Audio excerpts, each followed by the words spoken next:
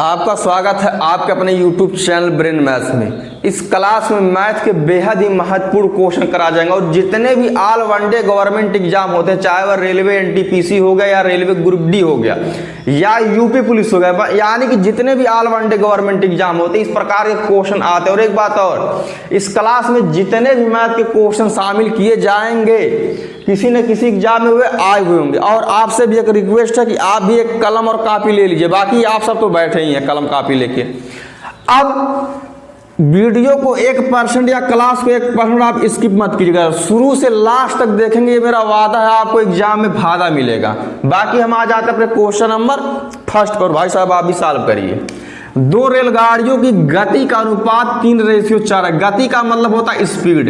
यदि दूसरी रेलगाड़ी 3 घंटे में 300 किलोमीटर की दूरी तय करती है तो पहली रेलगाड़ी की गति क्या होगी। पहली बात तो यह है, यहाँ पे रेलगाड़ियों की गति का अनुपात दिया है 3:4, लेकिन आगे बोला कि यदि दूसरी रेलगाड़ी 3 घंटा में 300 किलोमीटर जाता है तो हम दूसरी रेलगाड़ी की गति निकाल लेते हैं, क्योंकि यहाँ पे गति का स्पीड दिया है। अब तो गति यानी कि चाल बराबर चाल या गति भाई साहब एक ही है। चाल बराबर होता है दूरी बटे समय। अब यहाँ पे हम ये दूसरी रेलगाड़ी की गति निकाल रहे हैं, क्योंकि यहाँ पे लिखा ही है यदि दूसरी रेलगाड़ी 3 घंटे में 300 किलोमीटर तो 300/3। अब इसको जब कट करेंगे 100 बार में कट जाएगा, यानी 100 × 300, यानी कि दूसरी रेलगाड़ी की जो गति है वह 100 किलोमीटर प्रति घंटा, यानी कि 1 घंटे में 100 किलोमीटर का डिस्टेंस तय कर रही है। लेकिन अब यह गति है और यहाँ पे दूसरी रेलगाड़ी की जो गति का जो रेशियो है 4 है, क्योंकि यह दूसरी रेलगाड़ी की गति है तो 4 बराबर हो जाएगा 100, क्योंकि यह भी स्पीड का रेशियो यहाँ पे स्पीड दिया है। अब हम जब 1 का मान निकालेंगे तो 100/4 करेंगे, यानी 25 चौका 100, यानी कि 1 का मान आ गया 25।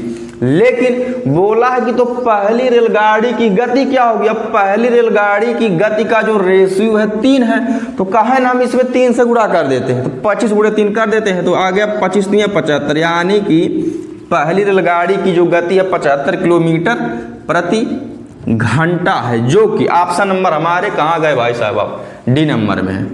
और आप भी आंसर देते रहिए। अब हम आ जाते हैं अपने नेक्स्ट क्वेश्चन पे। क्लास को 1% आप एकदम स्किप मत करें, स्किप करेंगे तो 1% आपको फायदा नहीं होगा। मैंने यही बोला कि जितने भी आप ऑल वनडे गवर्नमेंट एग्जाम देंगे, ये मेरा वादा है कि 110% इस प्रकार के क्वेश्चन आते हैं, बाकी आए हुए हैं, बाकी आप भी अब इसको सॉल्व करिए। आ जाते हैं आप क्वेश्चन पे। P, Q एवं R की बचत का अनुपात 4:2:3 है। बचत का मतलब सेविंग, एवं P का बचत Q के बचत से 250 रुपया अधिक है, यानी कि P भाई साहब जो है वो Q से 250 रुपया अधिक बचा लेते हैं, कम खर्चीले होंगे इसलिए अधिक बच रहा है।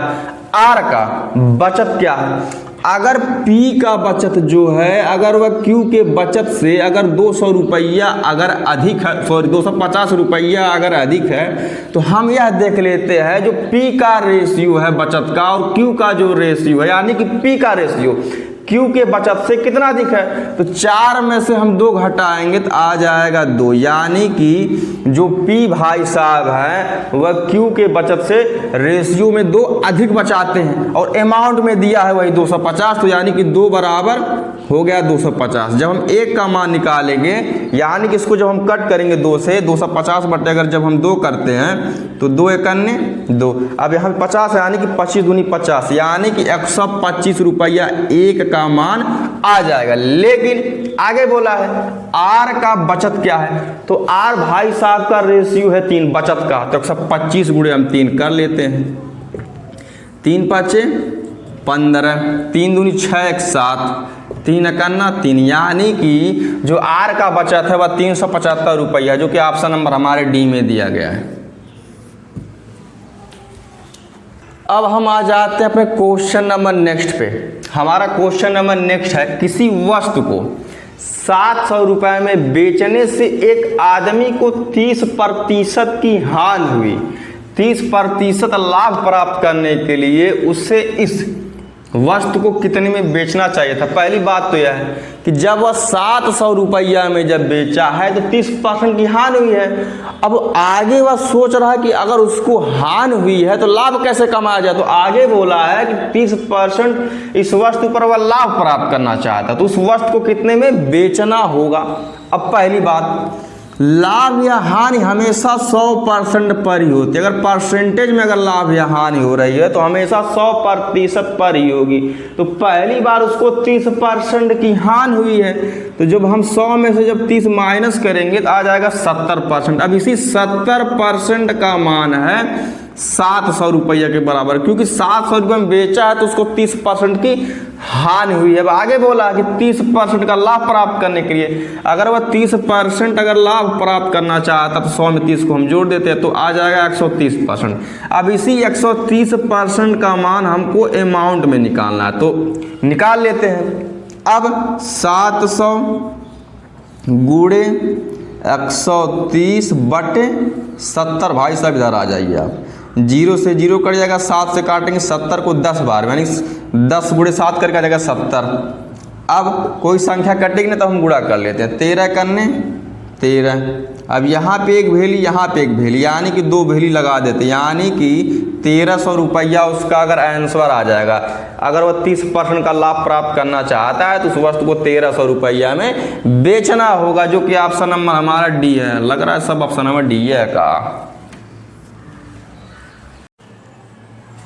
अब हम आ जाते हैं अपने क्वेश्चन नंबर नेक्स्ट पे, लेकिन आपसे एक रिक्वेस्ट, आप कहाँ नहीं सॉल्व कर, आप भी तो सॉल्व करिए, बाकी भाई लोग तो सॉल्व कर ही रहे हैं। अब A का B से अनुपात 4:5 है तथा B का C से अनुपात 2:3 है। यदि A 800 के बराबर है तो C कितने के बराबर होगा। पहली बात तो यह है, हम A:B:C का मान पहले हम निकाल लेते हैं, यानी कि A का B से अनुपात, यहाँ पे A भाई साहब है, यहाँ पे B भाई साहब है। अब इनका जो अनुपात है 4:5 है, यानी कि A का रेशियो 4 है, B का रेशियो 5 है। और आगे बोल दिया, अब इनके हम बीच में बाउंड्री बना देते हैं, तथा B का C से अनुपात, यानी कि B:C का अनुपात 2:3 है। तो अब लिखा यदि A 800 के बराबर है। अब यहाँ पे आने से पहले हमको इनका रेशियो बनाना पड़ेगा, तभी हम यहाँ पे आ पाएंगे, न तो हो जाएगा प्रॉब्लम। तो A:B:C हम लिख लेते हैं। अब यहाँ पे A का मान है 4, या A का रेशियो है 4, रेशियो B का रेशियो है 5। उसके बाद फिर अब यहाँ पे आ जाते हैं। अब यहाँ पे फिर B का रेशियो 2 है, तो जस्ट हम इसी के नीचे लिखेंगे, जस्ट इसी के नीचे 2। अब C का रेशियो है 3। अब C का अगर रेशियो अगर 3 है तो यहाँ पे नहीं लिखेंगे, हम जस्ट इसी के बगल में अगर यहाँ पे लिख देंगे तो हो जाएगा दिक्कत, ये दोनों बिछड़ जाएंगे। तो जस्ट इसी के नीचे हम लिख देते हैं 3, B वाले के बगल में C वाले के नीचे। अब इसका एक ट्रिक होता है कि अगर यहाँ पे कोई डिजिट अगर नहीं तो हम इसी को आगे बढ़ा देते, 4 को नहीं बढ़ा सकते, कहा कि बीच में ये बाउंड्री आ गया। अगर 4 को बढ़ा देंगे तो हो जाएगा गुस्सा, तो कह रहे कि हम ही को आगे बढ़ा दीजिए, हमारा ही दबदबा बना रहे 5। अब 2 को हम इधर बढ़ा देते हैं, 3 को नहीं बढ़ाएंगे क्योंकि 2 का ही दबदबा रहेगा। अब ऊपर नीचे हम कर लेते हैं रेशियो का मल्टीप्लाई, तो 4 दूनी 8, रेशियो 5 दूनी 10, 5 तियां 15। अब यहाँ पे कोई रेशियो कटेगा नहीं, तो यानी कि A का रेशियो, B का रेशियो, C का रेशियो आ गया 8:10:15। लेकिन आगे बोला यदि A 800 के बराबर है तो भाई साहब A यहाँ पे है 8।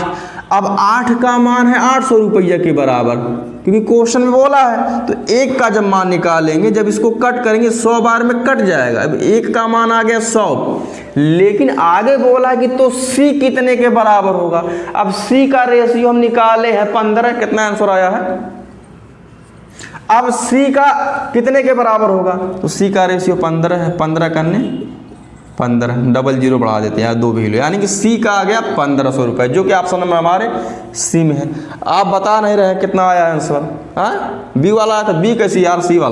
अब हम आ जाते हैं अपने क्वेश्चन नंबर नेक्स्ट। तो हमारा क्वेश्चन नंबर नेक्स्ट है, एक संख्या में से 10% कम करने पर वह 30 हो जाती है, तदनुसार वह संख्या क्या है। पहली बात तो यह, अगर कभी भी अगर परसेंटेज में अगर कमी या वृद्धि होती है तो हमेशा वह 100 पर ही होती है। अर्थात जैसे कि यहाँ पे इस क्वेश्चन में 10% की कमी हो गई है तो भैया 100 पर ही होगी, क्योंकि परसेंटेज में कमी या वृद्धि हमेशा 100 पर ही होती है। तो जब 10% की जब कमी हो गई है तो 100 में से जब 10 को माइनस करेंगे आ जाएगा 90%। अब जब 10% की जब कमी हुई है तो वह संख्या होगा ये 30, तो यानी कि 90% का मान है 30 के बराबर। अब बोला कि तदनुसार वह संख्या के अर्थात 100% का ही मान पूछा, तो 100% का हम मान निकाल लेते कि उस संख्या में क्या होगा। तो 100% का मान निकालते हैं हम। 100% बराबर 30 गुणे 100 बटे 90। अब 30 से कट जाएगा 3 बार में, 30 या 90। अब आ गया यहाँ पे वह संख्या 100 बटे 3। लेकिन पहली बात तो यह है ई है भिन्न में, और सी वाला और डी वाला ऑप्शन वो भिन्न में नहीं है, तब सी एंड डी वाला ऑप्शन वहाँ कट जाएगा। लेकिन अब हो सकता है चाहे ए वाला ऑप्शन हो चाहे बी वाला ऑप्शन हो। अब ये दोनों ऑप्शन मिश्र भिन्न में, तो इसको भी भैया मिश्र भिन्न में चेंज कर लेते हैं। अब देखते हैं कैसे।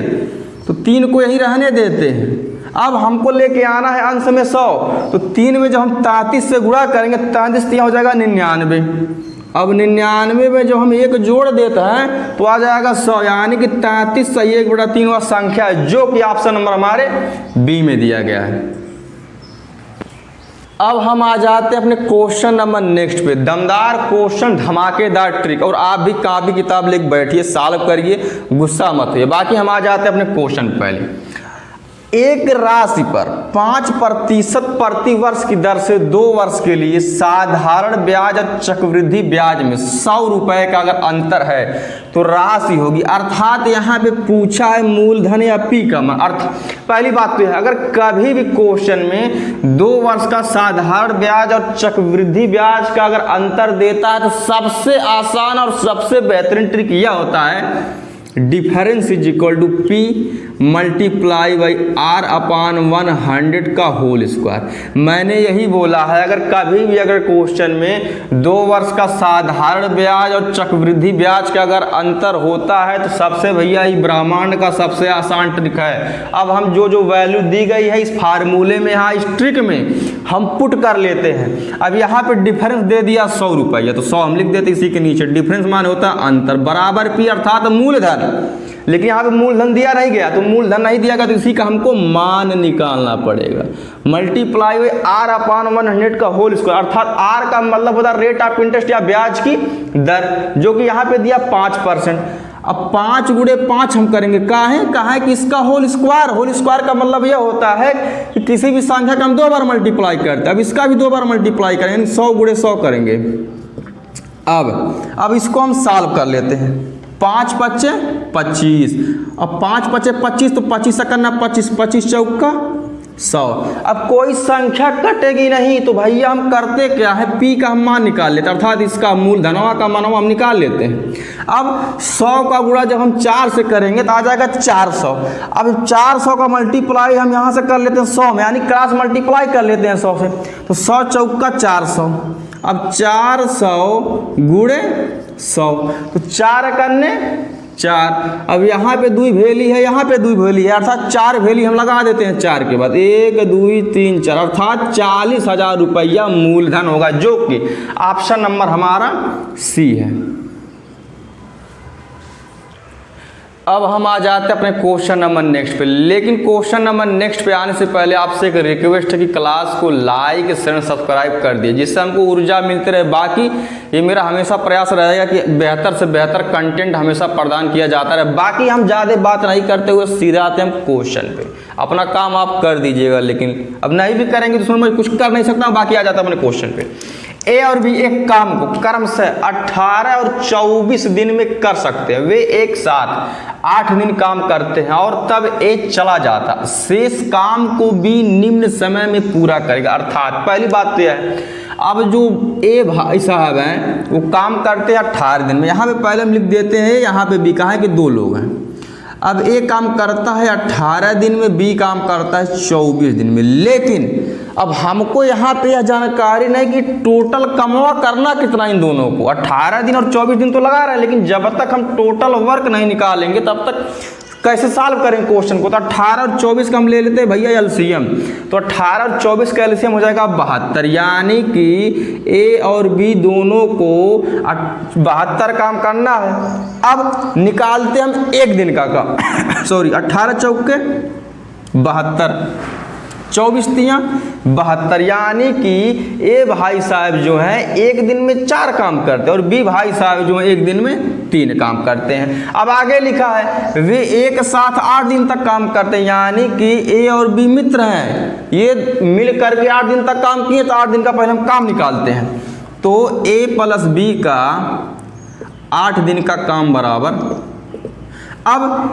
अब एक दिन में 4 काम करता है, एक दिन में 3 काम करता है। तो एक दिन में हम यह निकाल लेते हैं ए और बी मिलकर कितना काम करते हैं, यानी 4 में 3 जोड़ेंगे आ जाएगा 7। अब ये 8 दिन तक अगर काम किए हैं तो 8 से हम 7 में गुणा कर देते हैं, 8 7 56, यानी कि ए और बी मिलकर जब काम किए हैं तो 56 काम कर दिए हैं। अब कमवा करना है 72, तो 72 में से पहले 56 को माइनस कर लेते हैं कि कितना एक्चुअल में अभी भी काम बचा है। तो 72 में से 56 जब माइनस करेंगे, 12 में 6 जा 6, यहाँ पे बच जाएगा 6, यानी 6 में से 5 जाएगा, यानी कि अभी भी 16 काम करना है। लेकिन अगमाया बोल दिया और तब ए चला जाता, यानी कि ए भाई साहब बी भाई साहब से गुस्सा होगा तो अब ए चला गया।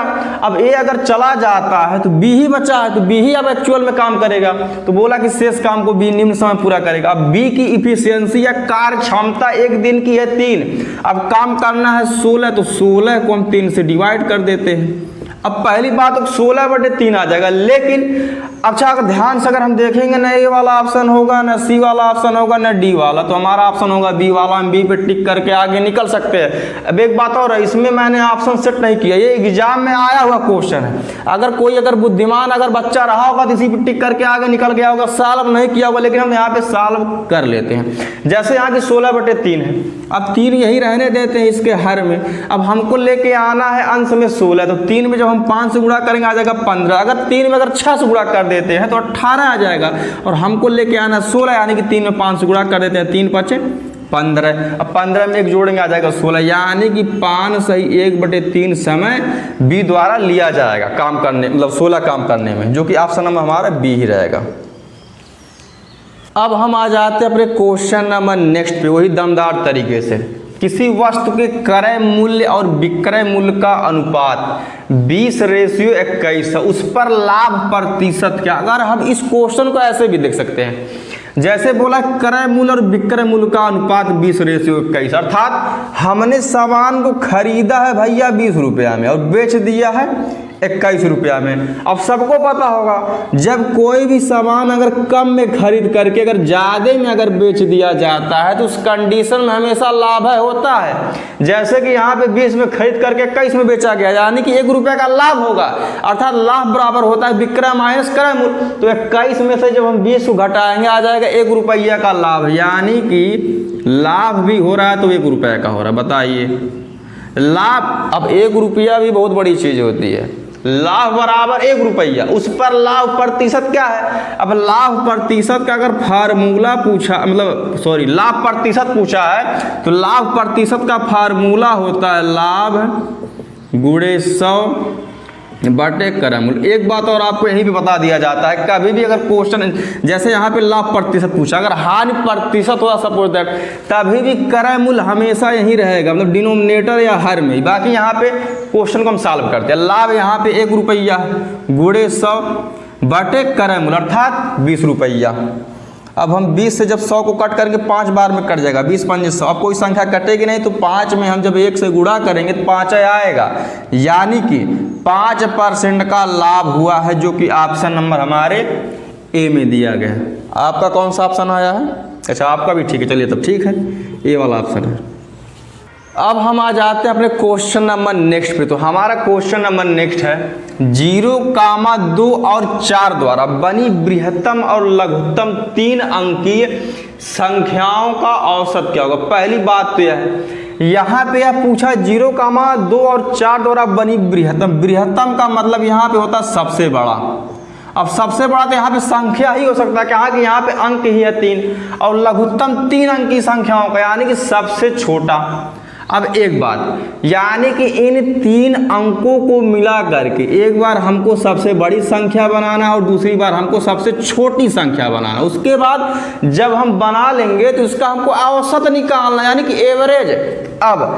अब इन 3 अंकों में सबसे बड़ा अंक कौन सा है? 4। पहले हम बनाते हैं सबसे बड़ी संख्या, तो 4, उसके बाद आ जाएगा 2, उसके बाद आ जाएगा 0। अब इन्हीं 3 अंकों को मिला करके सबसे छोटी संख्या बनाना है। क्या किसने बोला है? लघुत्तम 3 अंक की।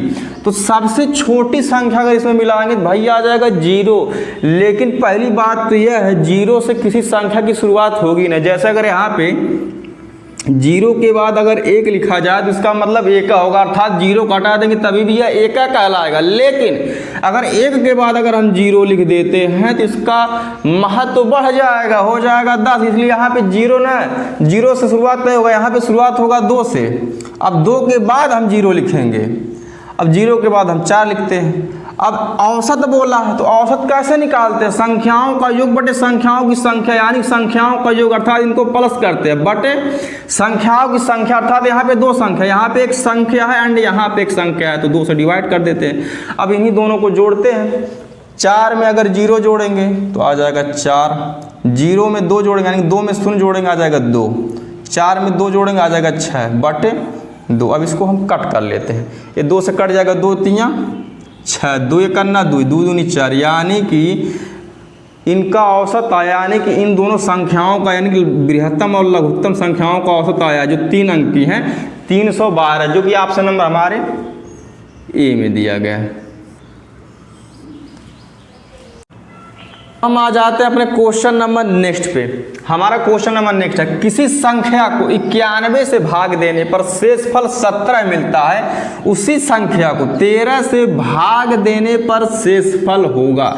तो भैया सबसे इसका आसान तरीका यही है, सीधे हम इसके शेषफल यानी कि 17 में ही 13 से भाग कर देते हैं तो हमको शेषफल मिल जाएगा। अर्थात अब देखते हैं कैसे, क्योंकि अगर हम लॉन्ग मेथड से अगर हम सॉल्व करेंगे तो पूरा ही बोर्डवा भर जाएगा, और हमको बोर्ड भरना नहीं, हमको ट्रिक से सॉल्व करना है, कंपटीशन का एग्जाम देना है। बाकी तमाम एग्जाम आपके लगे हुए हैं, जैसे कि अब हम आ जाते हैं यहाँ पे, जैसे कि RRB, NTPC, railway, group D, UP police तो आने वाला है। अब शेषफल हमारा 17 है, 13 से हम इसी में भाग दे देते हैं। अब 13 करने 13, 13 दूना 26, तो एक्का बार ही जाएगा, 13 करने 13, 7 में से 3 जा 4, 1 में से 1 जा भेल या 0, यानी कि शेषफल आ गया 4। और यही पूछा था कि शेषफल होगा भाग देने पर, तो भैया बी वाले ऑप्शन पे हम टिक कर देते हैं। और आप कुछ बोल नहीं रहे हैं, सॉल्व करते रहिए आप भी, और आप सब तो सॉल्व कर ही रहे हैं। अब हम आ जाते हैं अपने क्वेश्चन नंबर नेक्स्ट पे। हमारा क्वेश्चन नंबर नेक्स्ट है, 2 संख्याओं का लसागु 225 है तथा उनका मसागु 5 है। यदि एक संख्या 25 हो तो दूसरी संख्या होगी। पहली बात है, इस क्वेश्चन का हर एग्जाम में एकदम ट्रेंड बन चुका है। इस टाइप का क्वेश्चन हर एग्जाम में आ रहा है, चाहे छोटा कोई एग्जाम हो चाहे कोई बड़ा एग्जाम। बाकी कोई छोटा या बड़ा कोई एग्जाम होता नहीं है, छोटे एग्जाम में भी देख रहे हैं अच्छे का दिमाग डिस्टर्ब हो जा रहा। बाकी बोला कि तो दूसरी संख्या होगी, तो इसका एक फार्मूला होता है, पहली संख्या गुणे दूसरी संख्या बराबर लसागु गुणे मसागु। अब यहाँ पे पहली बात तो पहली संख्या, एक संख्या दी गई 25, तो 25 हम लिख देते हैं, गुणे दूसरी संख्या पूछा है तो ऐसा हम लिख देते हैं। भैया कॉपी कर देते हैं हम इसी को, कि इसी का मान निकालना है, बराबर लसागु गुणे मसागु। अब यहाँ पे लसागु दिया है 225, गुणे मसागु दिया 5। अब इसको हम सॉल्व कर लेते हैं। अगर 25 से अगर हम कट करते हैं 225 को, तो कट जाएगा 9 बार में, क्योंकि 25 नामा होता है 225। अब कोई संख्या कटेगी नहीं, कहा है कि 9 में तो हम 5 से गुणा कर देते, तो 9 5 45, यानी कि दूसरी संख्या हमारी हो जाएगी 45, जो कि ऑप्शन नंबर हमारे सी में है। इस क्लास का यह लास्ट क्वेश्चन है। कृपया आपसे एक रिक्वेस्ट है, गुजारिश है कि क्लास को लाइक शेयर सब्सक्राइब करते रहे, जिससे कि हमको ऊर्जा मिलती रहे, मोटिवेशन मिलता रहे, क्योंकि आपका लाइक शेयर ही सब्सक्राइब मुझे ऊर्जा देता है, मोटिवेशन देता है बेहतर से बेहतर कंटेंट प्रदान करने का। बाकी आप देख भी सकते हैं कि क्वेश्चन का लेवल कैसा था, और ये क्वेश्चन जितने भी कराए गए इस क्लास में, ऐसा कोई वनडे एग्जाम है नहीं कि जिसमें इस प्रकार का क्वेश्चन आए ना। बाकी यहाँ पे लिखा भी गया कौन सा क्वेश्चन कब कब आया, बाकी इस टाइप का क्वेश्चन आता भी है, हर एग्जाम में रिपीट होते हैं। बाकी धन्यवाद, लाइक शेयर सब्सक्राइब कर दीजिएगा, रिक्वेस्ट है आपसे।